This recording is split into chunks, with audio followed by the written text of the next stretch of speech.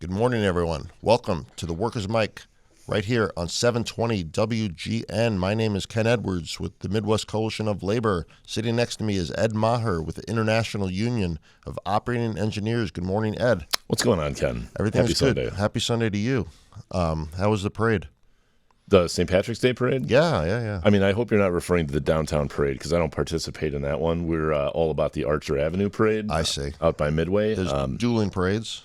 I wouldn't call them dueling parades. Is there still a South Side parade? There is. That one's actually today.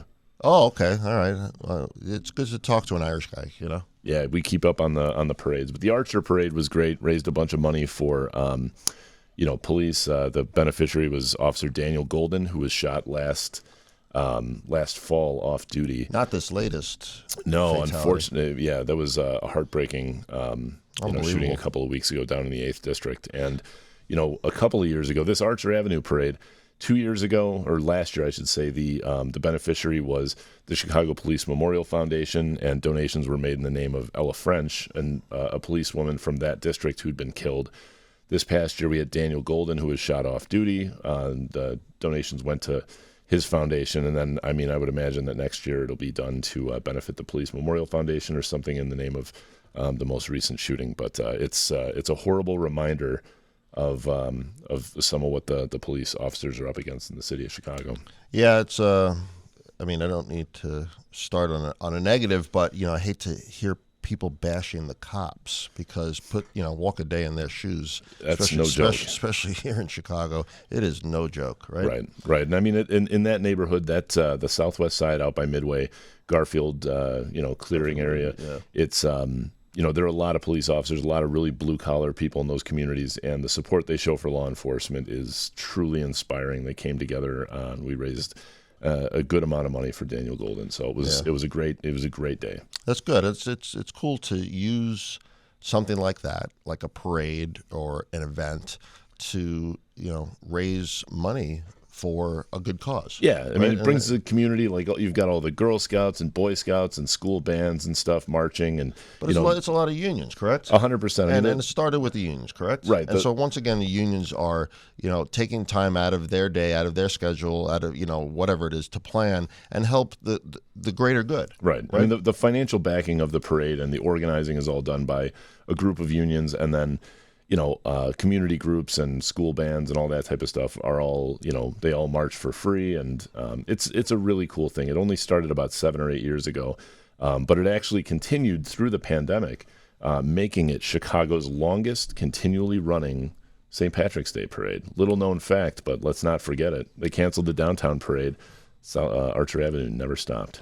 Well, the Workers' Mic, by the way, had a banner. That's right. For the first time in the parade. And our excellent YouTube producers, by the way, if you miss something on the Workers' Mic, right, you can go to, YouTube. Yeah, and look up, YouTube. Is it the YouTube or is it YouTube? Just YouTube? Man, oh man, Ken. Yeah, YouTube, and look up the Workers' Mic. That's the name of our show, Ken. The Workers' Mic. The Workers' Mic. On you can YouTube. Look for that. We've got clips. We've got shows. If you miss anything, you can stop by there for the director's cut. But yeah, the fine young men who produce the show and film it were out there. They're from Da Vinci Street Productions. Yeah. And so if you've got any video needs, these guys are, you're not going to find better. And DePaul students. That's right. Actually, college students. So they have the best of both worlds, going to college and actually working at the same time. Right. So let's talk about what we're going to talk about today. We have, in my humble opinion, some great news. Yeah, a lot of good news. Really positive things have happened over the past week, just the last week. And I think, I want to give credit where credit's due. A lot of it, probably all of it, quite frankly, has to do with people listening to our show.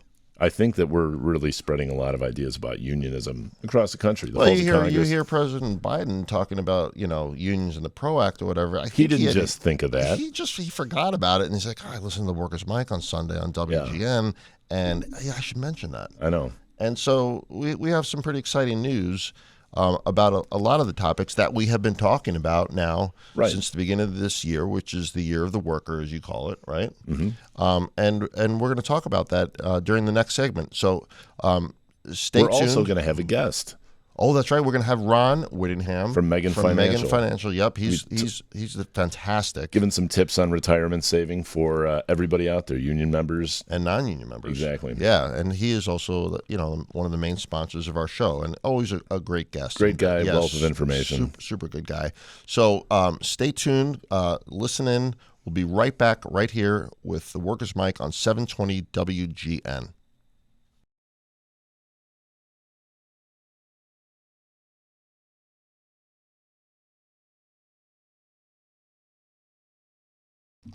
Welcome back, everyone, to the Workers' Mic right here on 720 WGN. I'm Ken. This is Ed, and as we talked about earlier, we are thrilled to have, once again, Ron Whittingham from Megent Financial. Welcome, Ron. Ken, great to be here. Ed, Welcome great to be back. here. Yeah, always happy to have you. Super happy. And thanks for sponsoring the show, by the way. I always forget to thank you for that. It has been great. It's been a great opportunity. Yeah, it's been good for us, too. I know we get a lot of positive feedback from our members about the services that you provide. So we're here to talk about some of those today. Sure. And let's start with kind of the low-hanging fruit, which is union land, right? Sure. Yeah. How do we help unions? You know, I was listening to the show probably about a month or so ago, and Jim Sweeney from Local 150 was on it.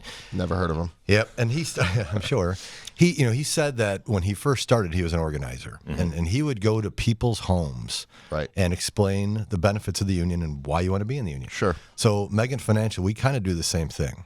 You know, we will sit with apprentices and explain the benefits, because they are good news. I always say this, that the benefits are the union's best kept secret. For sure. Sure. We make sure they're not. Yeah. We sit with soon-to-be retirees, sit with husbands and spouses, and show them what their net after-tax income is going to be. So that whole financial anxiety of, can I make this work, is off the table. And you have the conversation, like kitchen table conversations. Yeah, wherever they want to meet. I mean, husband, spouse, sit at their kitchen table, sit at one of our offices. We have 3 in Chicagoland. Sit at a Panera, Corner Bakery, wherever you want to sit. We sit with them, explain everything. We even, when members pass away, we sit there with widows. Right. We just unfortunately had a member pass away, and she called me, and number one, was grateful for the death benefits that were provided by both her union and the MCL. Her husband had purchased a large amount of supplemental life insurance, so she got that check, and it's tax-free.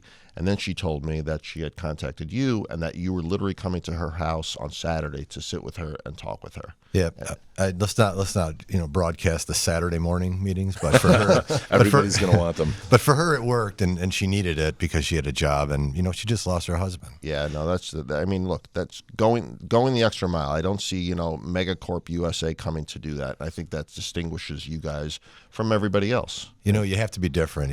When you call our offices, we have 3 people that answer the phone. I mean, it's not an answering service. It's not a robot. You're not calling the Philippines. It's actually people in Orland Park answering the phone. You have live advisors going to your home and creating a plan specific to you and your union.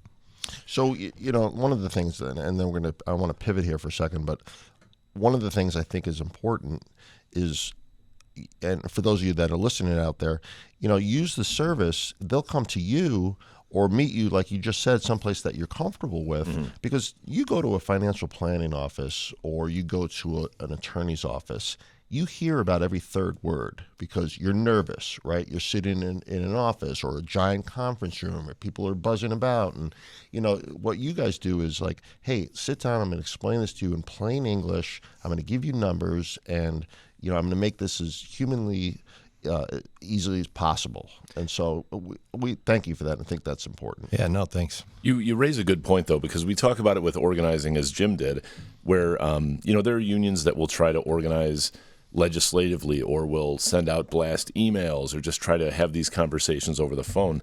And it's just never as successful. Despite all the technology that comes out, the most powerful conversation you can have when you're organizing someone is sitting down at their kitchen table or meeting them out at a bar or a restaurant or something like that. And not only talking to them, but also talking to their spouse. Exactly. Right? You get the buy-in from the spouse, like, hey, this is a good idea that we put X number of dollars away per, Ron's advice. Or, hey, I think it's a good idea that we join the union. This sounds like a great idea, great opportunity. And when you get the spouse's buy-in, the husband or wife or whatever tends to, I think, take it a little bit more seriously and is not afraid coming home like, oh, hey, honey, I signed a union card today. I'm Right. going to lose my job. If you have that person behind you saying, "Hey, let's do this. Let's do it together," that's powerful. Yeah, you need to have everybody on board. And I've never been an organizer, don't know anything about it, but I would imagine the boots on the ground approach is probably sure. harder Yeah. because you need more bodies. And same thing with my industry. I mean, we could set our office up where it's an 800 number and just call us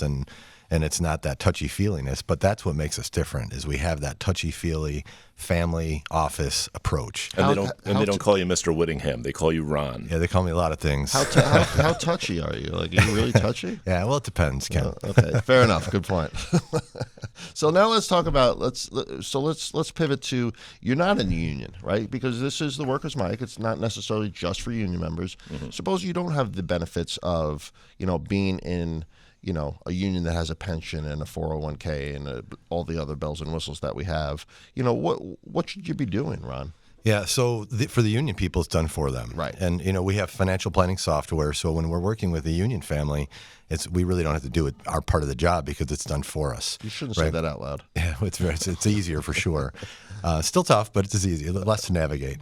So, we put their inputs in, their pensions and their Social Security benefits and their 401k or annuity balances, and then there's a success rate. And 9 times out of 10 with a union person, if they have a long career in the union, there's a 100% or over success rate.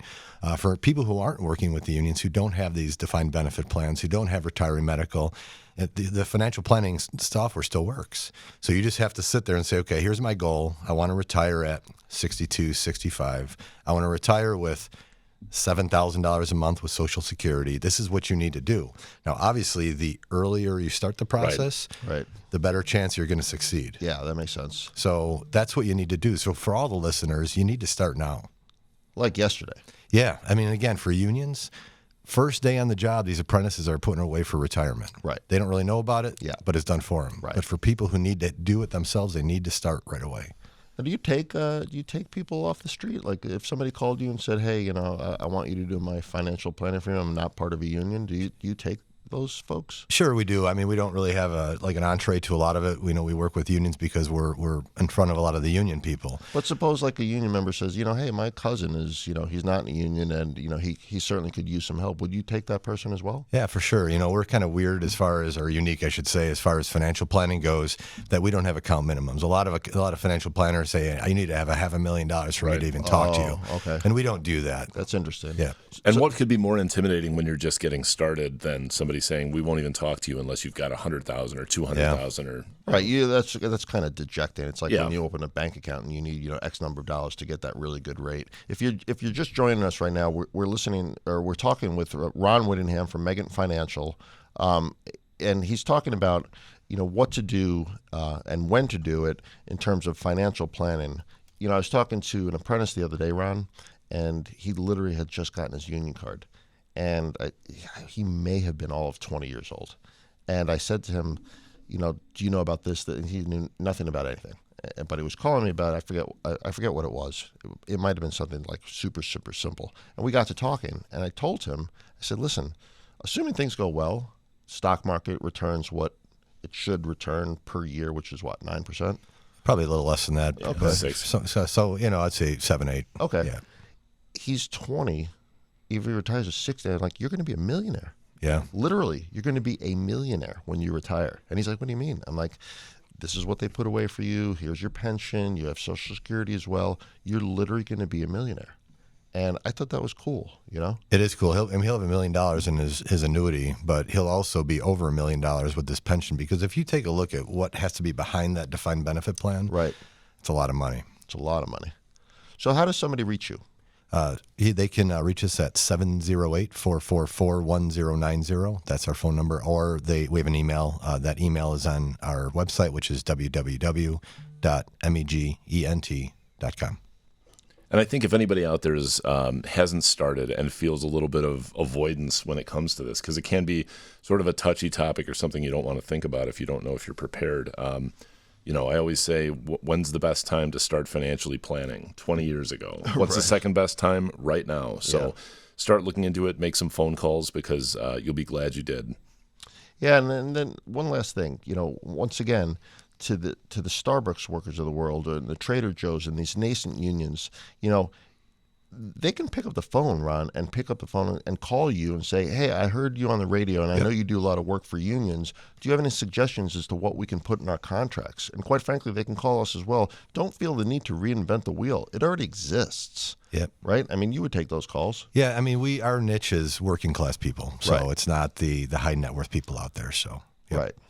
Well, listen, we've been talking to Ron Whittingham from Megent Financial, our main sponsor here on the Workers' Mic. Ron, we really appreciate you coming in today, this morning, and sitting with us and imparting some wisdom to our listeners. Thanks, guys. Always a pleasure. Thanks, Ron. Appreciate it. You're listening to the Workers' Mic right here on 720 WGN.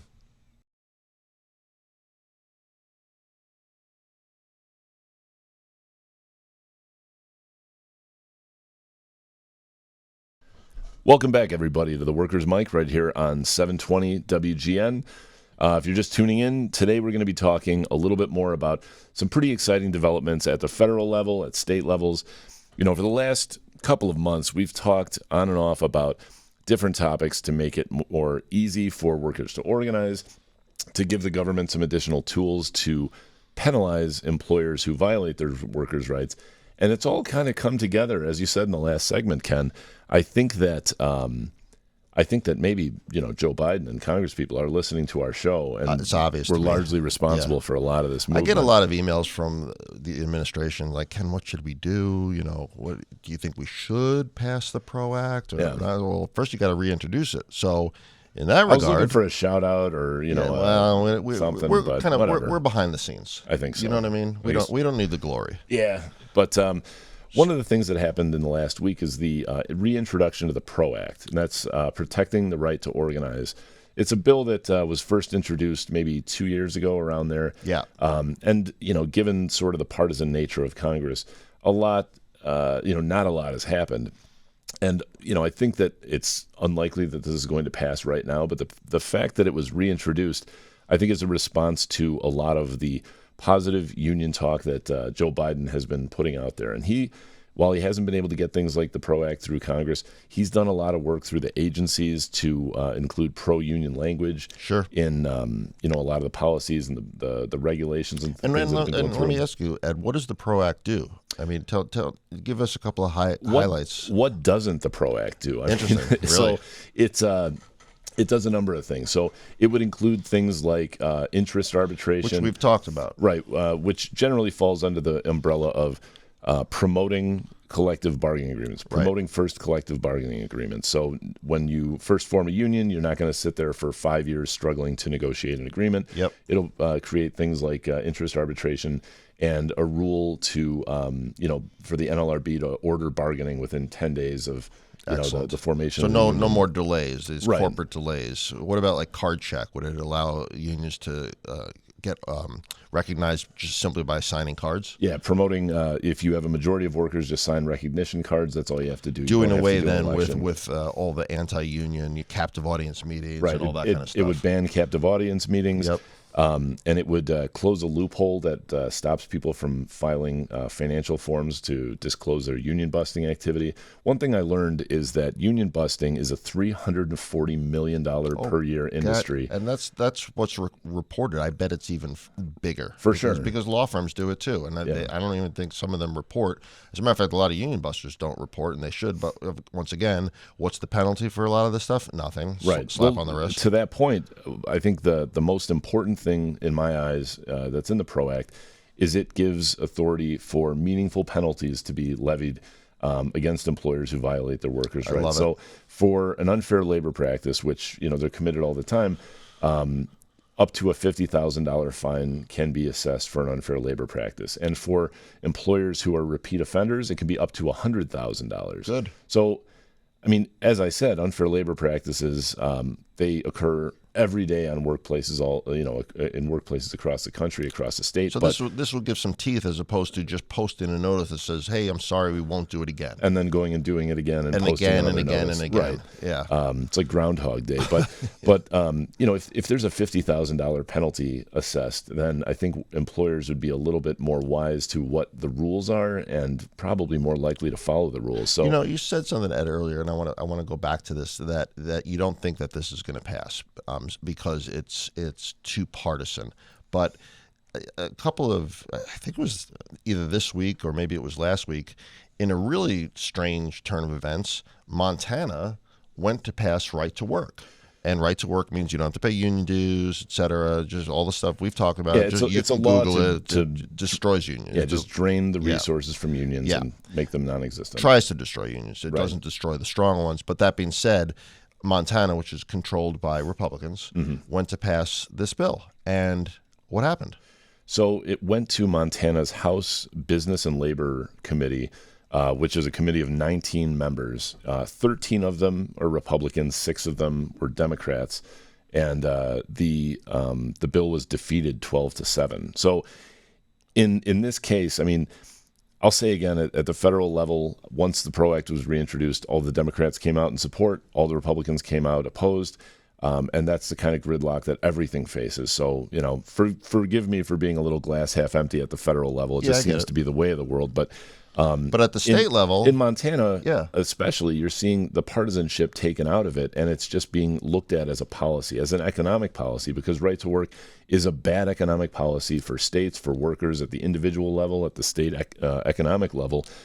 So that was a big deal, because usually, in the last party lines, in the last 15 years, anywhere that a right to work law has been passed, it's been done by Republican-only votes. Right. Nowhere do you find Democrats voting for right-to-work laws. People came out and protested, right? And they made their voices heard. And you know what I think is interesting is that I have to venture a guess that 75% of the people that were literally out there protesting are Republicans, right? Building trades tend to be Republicans. That's true. And, farmers and business owners, and it was just regular rank-and-file people protesting. And I think kudos to Montana, because they actually heard their people and they listened to them. But even more important than that, and you raise a really good point, but even more symbolic than that is when think back to when Wisconsin passed Anti-Worker Act 10, and there were tens of thousands of people on the grounds, or any state house where they pushed right-to-work laws or the repeal of prevailing wage laws. These capitals have been packed with people against it. You never see a protest for right to work or for the repeal of wage laws. There are no crowds hitting the streets, so the urgency of these laws is non-existent. I mean, there's nobody behind it except for kind of like big money think tanks, the Koch brothers, and, and they're funded Uline, or whatever the guy's name is. Dick Uline. What's his name? Dick. Oh, Uline. That's funny. I mean, not that his name is funny, but right. So. That was interesting, and that was really, really cool. And I think it shows, like you said, that there is an upswing in the popularity of unions right here and right now. For sure. And you also see people fighting back, right? So unions, look, what you just said about the bipartisan issue, when you take some of that stuff out, what happened right here in Illinois, the Workers' Rights Amendment, that was passed, 50+%, and in deep red Southern Illinois, in every county that voted against the Democratic candidate, they voted for the Workers' Rights Amendment. That's right. So you take away some of the politics and you get down to it, people are starting to realize we need to support our workers. Supporting workers is good politics. It's for good everybody. Policy, and it always has been. Period, the end. That's right. But, right after the Workers' Rights Amendment was passed in the November election, there was a state that turned all Democrat. They call it a blue trifecta: blue Senate, blue House, blue governor's mansion. That's Michigan. Yes. So almost immediately, Michigan, the governor of Michigan started to say that one of the first things that she wanted to do was to repeal Michigan's right-to-work law and to restore the prevailing wage law that was repealed probably about 6 or 7 years ago. Right. Again, prevailing wage is basically like a minimum wage for construction workers, and it deters low-wage, unskilled labor from being brought in and bidding on. From your bridge collapsing. Let's just call it what it is. Right. I mean, it's when public projects like bridges, highways, schools, things like that, those are all paid for by taxpayers. You want skilled labor. Yeah, and you don't want taxpayers' money to be used to drive down the economic standard and or your tax dollars to pay for somebody from Texas coming up and doing your job. Right. So what happened in Michigan? So there's great news in Michigan. Yeah. This past Wednesday, the bills passed in the House to repeal right to work and to reinstate prevailing wage in Michigan. So they're headed to the Senate. I think they're expected to pass tomorrow. That's amazing. And the governor has indicated she'll sign them both very quickly. Fantastic. So a turnaround. Yeah, it was 2012 that right to work was passed in Michigan, and it was a shock to everybody because this is a state, this is GM, this is a strong UAW, union state absolutely. once upon a time, Right. and to see this happen was, devastating to working people and to labor advocates. So, only 10 years later to see the pendulum, I would have liked to see it come back sooner, of course, but to be able to see it come back, it's a great thing, and it shows the momentum. Good for the economy, and I can guarantee that if you looked at their economy pre, right to work versus post right to work, people made less money. Same as Wisconsin. There, I mean, there's no ifs, ands, or buts about it. Right. What about? Do we have time to talk about this Senate hearing? We've always got time, Ken. Okay, perfect. Let's talk about this one. This is really fascinating. And if you have a chance, you got to Google, just Google Teamsters, Sean O'Brien. He's the general president. We'll put this on our Facebook page. Oh, okay, there you go. We'll put it on our Facebook page. Go to Facebook Yep. and just look at the Workers' Mic page, and you can see this. Yeah, so we're going to post it up there. But there was a Senate hearing that was called by Bernie Sanders, and we've been talking about this because he was going to call on the guy from Starbucks, who, of course, was a no-show. But he's actually having a Senate hearing now to talk with, corporate CEOs about union busting, about why they're, not giving their workers a fair chance. And so there's a Senate hearing going on. And some labor leaders were testifying. One of them was a guy named Sean O'Brien. He's the general president of the Teamsters. Teamsters have 1.3 million members, very strong union, obviously been around for a long time, long storied past. But they're having this Senate hearing, he's testifying, et cetera. And then all of a sudden, you got this guy named Markwayne Mullen. Not Mark Wayne, Markwayne. It's one word? It's one word. Markwayne Mullen. Is there a hyphen, or is that just one long word? It's just one really long word. Markwayne. Right. Well, what did Markwayne have to say? He's from Oklahoma, and he's a Senate and Republican. And it seems like an Oklahoma kind of name.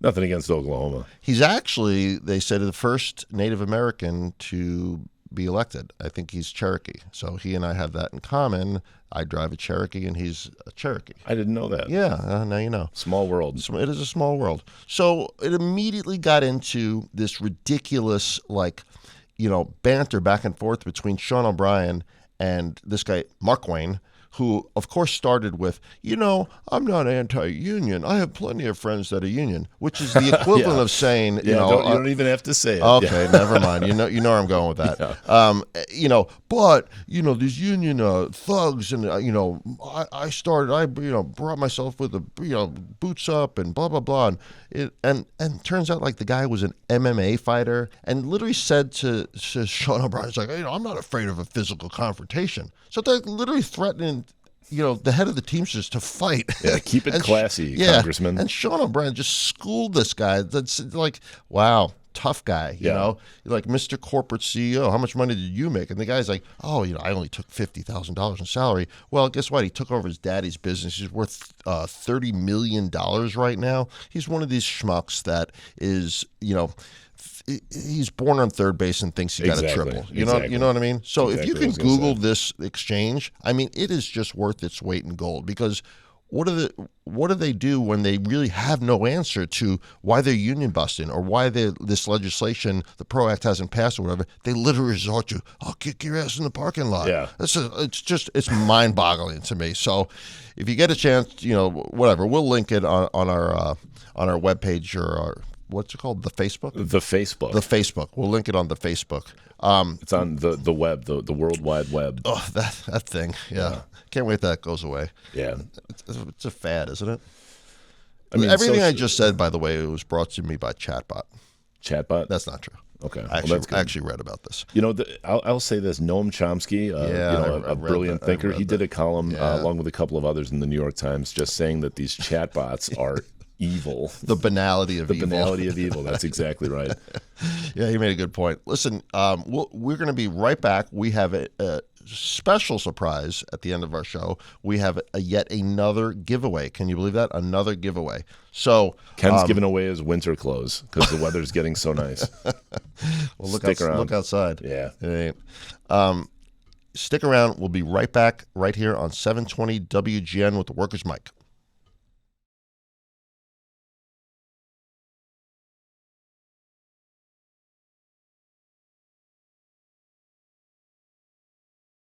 Welcome back, everyone, to the Workers' Mic right here on 720 WGN. My name is Ken.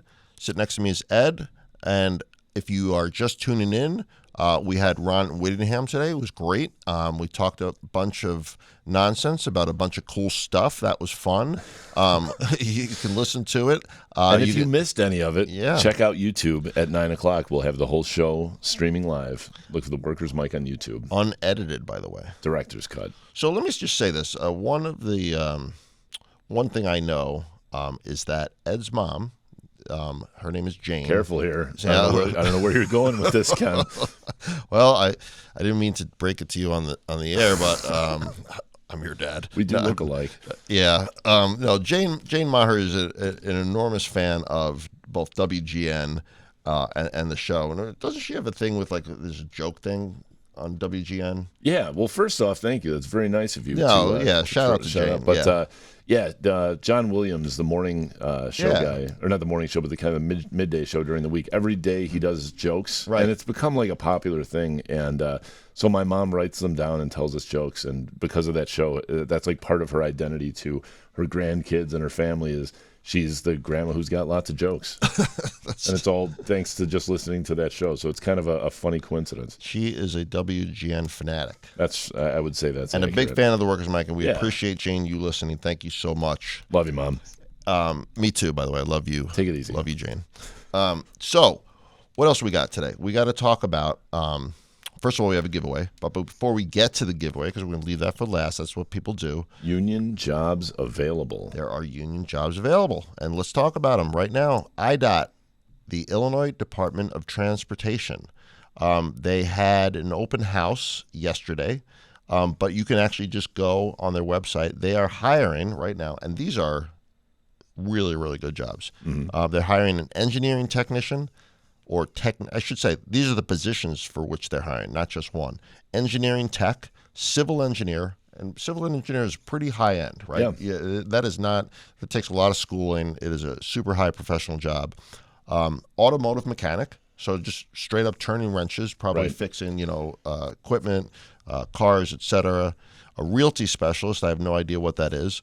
Class A CDL operator, CDL meaning commercial driver's license. Right. A lot of the unions have those programs where you can go to, like, I think 150's training site. We actually do the you get testing, a CDL right? driver's license. I assume the Teamsters have it. A lot of unions have it, right? And then what I think is the best is a bridge operator.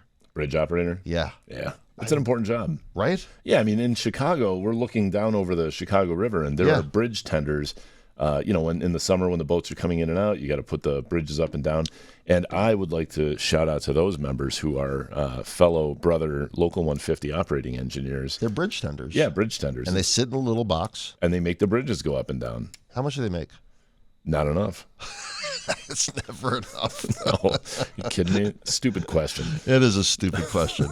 But all these IDOT jobs, with the exception of maybe the realty specialist, I don't know what that is, but I believe a lot of them are union jobs. Yeah, a lot of them are union jobs. So you should look on the website, see what union there are, do your due diligence, but go ahead and apply. I mean, the people are hiring right now. Go get it. And we talk about the benefits of union jobs on the show a lot. Here they are. Here's an opportunity to get some. There are also apprenticeship opportunities that are available periodically. So, and these IDOT jobs, most of them, if I'm not mistaken, are year round. They're 40 hours a week. They're guaranteed, so you're not laid off in the winter. I mean, you're literally working year round. You have vacation, you have sick time, you have a pension, etc. Mm-hmm. So go get it. Shout out to my man Billy Cruz. He works over at IDOT. He's an HR guy. He's my neighbor. Great guy. Is that right? Yeah. So whenever there's little squabbles among employees, he's the one who has to sort it out. So if you're a squabbler, is he like on your block? Does he resolve all the problems on your block? No, he's just always pulling his hair out about everything. Is that right? No, I'm just kidding. Billy's the best. Billy, what's his name? Billy Cruz. Call Billy Cruz and tell him Ed Maher sent you. Yeah, Ed suggested I call you directly. If you don't want a job, that's what you should do. So tonight is also a big night, right? Yeah. What is tonight? It's the Oscars. I don't even know. That's the movie awards. The movie awards. Do you watch movies, or are you still just stuck up on like Texas Chainsaw Massacre and horror movies from the 1960s? Yes, the latter. Yeah, I tend not to know anything about the movies that are at the Oscars. As a matter of fact, it was something like there was the Grammys or something was on recently. yeah. I hate to say it, like I don't recognize anybody. Like I think it's just a function of getting old. I'm also guilty of it. I listen to the same music that I listened to when I was in high school working out. And, yeah, like I don't like music unless I've already heard it. Yeah, which doesn't make any sense at all. But I'll tell you what. You know what's interesting? I was driving in on the Eisenhower this morning, 290, and spelled out in cups along with the fences on one of the bridges was Spotify Adam Sachs, SAX. So I was just like, interesting, and I was like, that's, somebody went to the trouble. It was, far out on the west side. So I'm listening to an audiobook on the ride in. I was like, whatever, let's check this out and see what it's all about. And I turned it on and I was jamming to it. I thought it was great. So, I for new music, which I rarely find, that was an interesting way for me to do it. So if you want me to listen to your music, just put a sign on a bridge over the Eisenhower with plastic cups. And make sure you do. So you actually did all that while you were driving. I sure did. Come and get me, coppers. Yeah, another shout out, by the way, to our man Louis. His brother happens to be a cop in Bartlett, who's also a member of the Metropolitan Alliance of Police, MCL members, and an MCL member himself. Mm-hmm. And Bartlett Public Works are also 150. Yeah. So look at that. Look at all Louis is, what would we call him, the cinematographer, one of the cinematographers of the Workers' Mic? Yeah. So let's get down to, all right, so you're going to watch the Oscars? Yeah, I made a goal to watch a bunch of the movies. Oh, you saw them? I watched a few of them. What's going to win? I don't really know. I mean, Banshees of Inisherin, it's an Irish movie, and being Irish, I can say that it's a lot of the just really bitter, like disgruntled, miserable, like misery of life living in rural Ireland, and it's authentic. A lot of people are looking at that. Everything Everywhere All at Once. I still don't know what the hell that movie is really about. I tried to watch it and it lost me because I'm not all that intelligent. So everyone knows that. Yeah, but that's like, it's got like 17 or 13 nominations, so I think that's going to be a big one. But I'm just going to be. Is there nudity in it? Not that I saw. The main character is an older woman, so boring. I think. Well, okay, not everybody likes everything, I suppose. Anyway, okay, we have a giveaway today. Yes, we do. And it is a gift card again. Because it's hard for me to give an actual present. Is this being given to celebrate you getting our show canceled? I got the over, so like it took 30 days more than I thought. Well, congratulations! I owe you $1. This is it's a gift card, $100 gift card to Lou Malnati's, and it is sponsored by the Workers' Mic right here on 720 WGN, and we have to figure out a way to win this gift card. So I was thinking, you tell me if this is out of line. I hate it when you say that, Ken. I know. Mark Wayne Mullen. That's the guy's name. Mark Wayne Mullen. He's the senator from Oklahoma. He's the guy that got absolutely schooled by the Teamster general president. Put the funniest Twitter comment on Mark Wayne Mullen's Twitter, which I did this morning, by the way. Okay. Tag us, the Workers' Mic. Yeah, the Workers' Mic. And whoever comes up with the funniest thing gets $100. Gets $100. Yeah. Is that all right? Why not? Okay. You know how to use Twitter? I know how to use Twitter. I did this morning. Twitter? Yeah, Twitter. Well, I'll tell you one thing. The Elon Musk thing. It's a good prize because, I love Lou Malnati's. Get the Italian beef and giardiniera pizza. You know what? I give it credit. Fantastic. I'm from New York. I don't love Chicago pizza, but Lou Malnati's I think is pretty decent. Yeah. So, what do we got? Are we? We're running out of time again. Yeah. This goes by so every fast. week. So fast. We wish we could be here for another hour. Call WGN and tell me you want another hour of Workers' Mic. Less Frank Sinatra. Is he even on anymore? Who's Frank Sinatra? I think they literally moved. I think they moved him completely. Like whatever. Get out of the way, Frank. I never heard of her. So the number. A good one. The number one show in America, influencing Congress and presidents since 2022. The Workers' Mic. That's right. Thank you for sticking with us this week. Yeah, we appreciate it. We will be back next week with more of the Workers' Mic right here on 720 WGN.